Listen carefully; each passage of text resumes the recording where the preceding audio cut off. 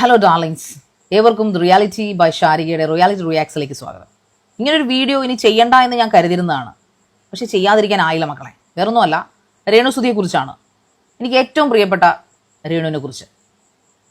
ഈ അവസ്ഥയിൽ ഇങ്ങനെ അവളെക്കുറിച്ച് വീഡിയോകളൊന്നും ചെയ്യേണ്ടെന്ന് ഞാൻ കരുതിയിരുന്നതാണ്, പക്ഷെ എന്നെ കൊണ്ട് ചെയ്യിപ്പിക്കുവാണ്. വേറൊന്നുമല്ല, അവൾ രോഗം ബാധിച്ച് വളരെ ക്രിട്ടിക്കലായിട്ടുള്ള കണ്ടീഷനിലൂടെ കടന്നു പോകുന്നു. ആ സമയത്ത് അവൾക്ക് പ്രിയപ്പെട്ട ഒരാൾ അവളെ കാണാൻ ചെന്നില്ല. അവളെ ഒരിക്കൽ വളർത്തിയ അവളുടെ മകൻ എന്നറിയപ്പെടുന്ന രാഹുൽ ദാസ് എന്ന കിഡ്സോ അവളെ കാണാൻ ചെന്നില്ലെന്ന് അവൾ വളരെ ദണ്ണപ്പെട്ട ഒരു വീഡിയോയിൽ ഇരുന്ന് പറഞ്ഞു. ഇത് രേണുവിന്റെ മകൻ അല്ല, സോറി, ക്ഷമിക്കണം കേട്ടോ, എനിക്കൊരു തെറ്റ് പറ്റി. റേണുവിന്റെ മകനല്ല, സുധിയുടെ മാത്രം മകനായ രാഹുൽ ദാസ് എന്നറിയപ്പെടുന്ന കിച്ച കാണാൻ ചെന്നില്ല. ഋത്തപ്പനെ കാണാൻ വന്നില്ല. ഞാൻ ഇത്രയൊരു അവസ്ഥയിൽ കിടന്നത് സ്വാഭാവികമാണ്. നമ്മുടെ ജീവിതം തുലാസിൽ നിൽക്കുമ്പോൾ, നമ്മുടെ ജീവൻ തുലാസിൽ നിൽക്കുമ്പോൾ നമുക്ക് പ്രിയപ്പെട്ടവരൊന്ന് കാണാൻ വന്നിരുന്നെങ്കിൽ എന്ന് ആഗ്രഹിച്ചു പോകും. അവളതൊരു പരാതിയായിട്ടല്ല, അവളൊരു പരിഭവമായിട്ടാണ് അത് പറഞ്ഞത്. ഇതെല്ലാം കേട്ട് ഒരു ലോഡ് പുച്ഛവും ഇറക്കി ഈ കിച്ചു എന്ന് പറഞ്ഞവൻ കെട്ടിയൊരുങ്ങി പോകാൻ ഇറങ്ങുന്ന രേണുവിനെ കാണാൻ പോകാൻ ഇറങ്ങുന്നതിന് മുൻപ് പരാതിക്കാരുടെയൊക്കെ പരാതി അങ്ങോട്ട് തീരട്ടെ എന്നും പറഞ്ഞ് ഒരു വീഡിയോ കൂടെ ഇറക്കിയിട്ട് അവൻ പോയത്. അതിനവനെ നാട്ടുകാരെടുത്ത് കൊടുത്തു.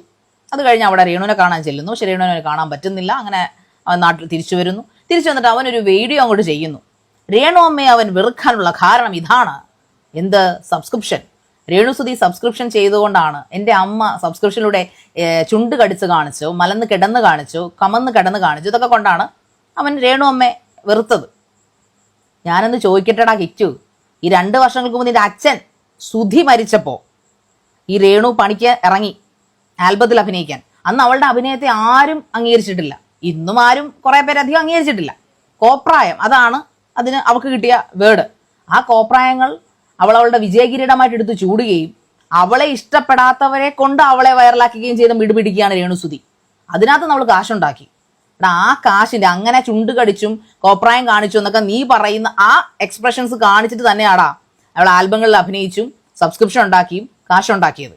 ആ കാശിന്റെ ഒരു പങ്ക് വാങ്ങിച്ച് തിന്നിട്ട് നിനക്ക് നാണം ഉണ്ടോ കിച്ചു ഇങ്ങനെയൊക്കെ ഇരുന്ന് പറയാനായിട്ട്? ഞാൻ സാക്ഷിയാണ് രാഹുൽ ദാസ്, ഞാൻ സാക്ഷിയാണ്. ബിഗ് ബോസിന്റെ സമയത്ത് രേണുസുധി എന്നെ നിനക്കയച്ചിരുന്ന പൈസയുടെ സ്ക്രീൻഷോട്ടുകൾ കാണിച്ചിട്ടുണ്ട്. ഇത് രേണു പറയേണ്ടതാ, പക്ഷെ അവളത് പറഞ്ഞില്ല. അവൾക്ക് ആത്മാഭിമാനമുണ്ട്. പക്ഷേ ഞാൻ പറയും, കാരണം എന്നെ കാണിച്ചിട്ടുണ്ട് അവള്.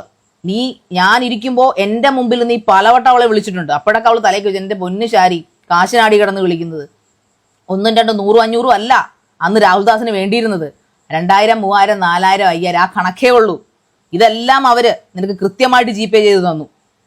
അവർ വളർത്തിയ മകനെന്നുള്ള ആ ഒരു അനുകമ്പ കൊണ്ട് അതെല്ലാം വാങ്ങിച്ച് തിന്നിട്ട് ഇപ്പൊ അവളുടെ സബ്സ്ക്രിപ്ഷൻ കാരണം നിനക്ക് അവളെ താല്പര്യമില്ല, വെറുത്തുപോയി. നാണം ഉണ്ടോടാ നിനക്ക്?